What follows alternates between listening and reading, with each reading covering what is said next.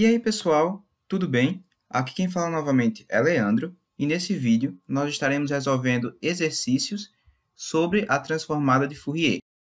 Ao longo do vídeo, nós iremos calcular a transformada direta ou a transformada inversa de Fourier de três sinais distintos. O primeiro sinal que iremos analisar é o seguinte: x1 de t é igual a u de t vezes u de menos t menos 1 vezes a exponencial de menos t. Ou seja, nós temos uma exponencial decrescente multiplicada pela função degrau unitário u de t, ou seja, nossa exponencial será iniciada em t igual a zero, e ela também está multiplicada por u de menos t menos 1, que é a nossa função degrau unitário revertida no tempo e atrasada no tempo em 1 segundo. Ou seja, a nossa exponencial irá se iniciar em t igual a zero e irá terminar em t igual a 1. Ou seja, x1 de t é igual à exponencial de menos t, quando o t é maior ou igual a zero ou menor ou igual a 1, e x1 de t é igual a zero, caso contrário. Aqui, nós temos a visão gráfica do nosso sinal x1 de t no tempo. Nós temos que ele é um sinal nulo, a não ser no intervalo de 0 até 1, e que nesse intervalo ele equivale à exponencial decrescente exponencial de menos t. Agora, nós iremos calcular a transformada direta de Fourier do nosso sinal x1 de t. Nós teremos que x1 de ômega é igual à integral de menos infinito até infinito de x1 de t, que é o nosso sinal, vezes a exponencial de menos j ômega t dt. Porém, nós temos que o nosso sinal x1 de t é nulo, a não ser no intervalo de 0 até 1, onde ele é igual à exponencial de menos t. Ou seja, nós teremos que x1 de ômega é igual à integral de 0 até 1 da exponencial de menos t vezes a exponencial de menos j ômega t dt. E nós podemos juntar essas duas exponenciais em uma só, e ficaremos com a seguinte expressão: integral de 0 até 1 da exponencial de menos 1 mais j ômega vezes t dt. E nós temos que a integral da exponencial é igual à própria exponencial dividida por seu argumento. Ou seja, nós teremos que o resultado dessa integral será o seguinte: menos 1 sobre 1 mais j ômega, que é o inverso do nosso argumento, vezes a exponencial de menos 1 mais j ômega vezes t, quando t é igual a 1, menos a exponencial de menos 1 mais j ômega vezes t, quando t é igual a zero. Substituindo os valores de t para quando t é igual a 1 e depois para quando t é igual a zero, nós ficaremos com o seguinte: menos 1 sobre 1 mais j ômega vezes exponencial de menos 1 mais j ômega, pois nós substituímos esse t por 1, menos 1, pois nós substituímos esse t por zero, e a exponencial de zero é igual a 1. Logo, nós teremos que o nosso sinal x1 de t no domínio da frequência será o seguinte: x1 de ômega é igual a 1 menos a exponencial de menos 1 menos j ômega dividida por 1 mais j ômega, pois esse sinal de negativo inverteu a ordem dessa subtração aqui. Agora, nós iremos analisar o nosso segundo sinal, que é definido no domínio da frequência da seguinte forma: x2 de ômega é igual ao RET de ômega menos 10 sobre 2π. Como nós já havíamos estudado anteriormente, a função RET é a função de porta unitária, e nós temos que o RET de um argumento x qualquer é igual a 1 quando x está entre menos meio e meio. Ou seja, o nosso sinal x2 de ômega é igual a 1 quando o argumento do nosso RET, que é ômega menos 10 sobre 2π, é maior do que menos meio e menor do que meio. Multiplicando todas as partes dessa equação por 2π, nós obteremos o seguinte. Ômega menos 10 é maior do que menos π e menor do que π.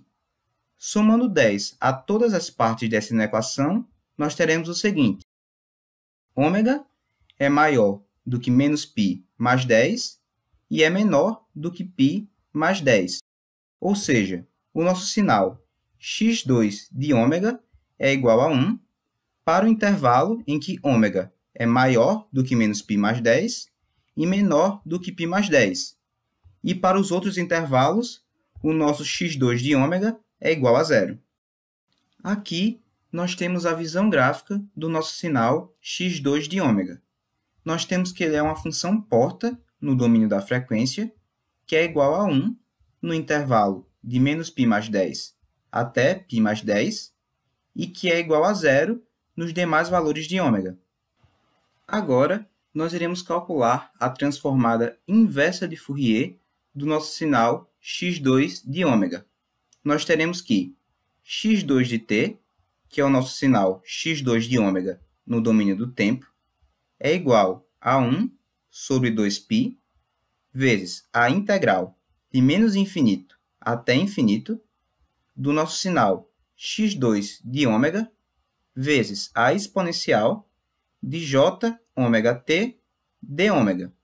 Porém, nós temos que o nosso sinal no domínio da frequência só está definido para os valores de menos π mais 10 até π mais 10, no qual ele é igual a 1.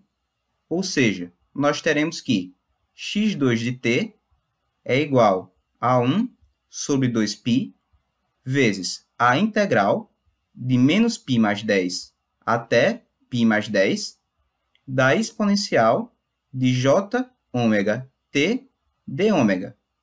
E nós temos que a integral da exponencial é igual à própria exponencial dividida pelo seu argumento. Ou seja, o resultado dessa integral será o seguinte. 1 sobre j2πt vezes a exponencial de j ômega t, quando t é igual a π mais 10, menos a exponencial de j ômega t, quando t é igual a menos π mais 10. Agora, nós iremos substituir os valores de t nessa expressão e iremos obter o seguinte. 1 sobre j2πt vezes a exponencial de jπt vezes a exponencial de j10t, pois nós substituímos esse valor de t por π mais 10 e separamos a nossa exponencial em duas, menos a exponencial de menos jπt vezes a exponencial de j10t. Agora, nós iremos reorganizar os termos dessa expressão e ficaremos com o seguinte. Exponencial de j10t, que nós colocamos em evidência dessas duas expressões, dividido por πt vezes a exponencial de jπt menos a exponencial de menos jπt dividido por 2j. Porém, nós temos por definição que a exponencial de j vezes um argumento menos a exponencial de menos j vezes esse mesmo argumento, tudo isso dividido por 2j, é igual ao seno desse argumento, que nesse caso é πt. Ou seja, nós ficaremos com o seguinte. Exponencial de j10t dividido por πt vezes o seno de πt. Além disso, nós temos que o seno de πt dividido por πt é igual ao sinc de πt. Ou seja, o nosso sinal x2 de ômega no domínio do tempo será o seguinte. x2 de t é igual à exponencial de j10t vezes o sinc de πt.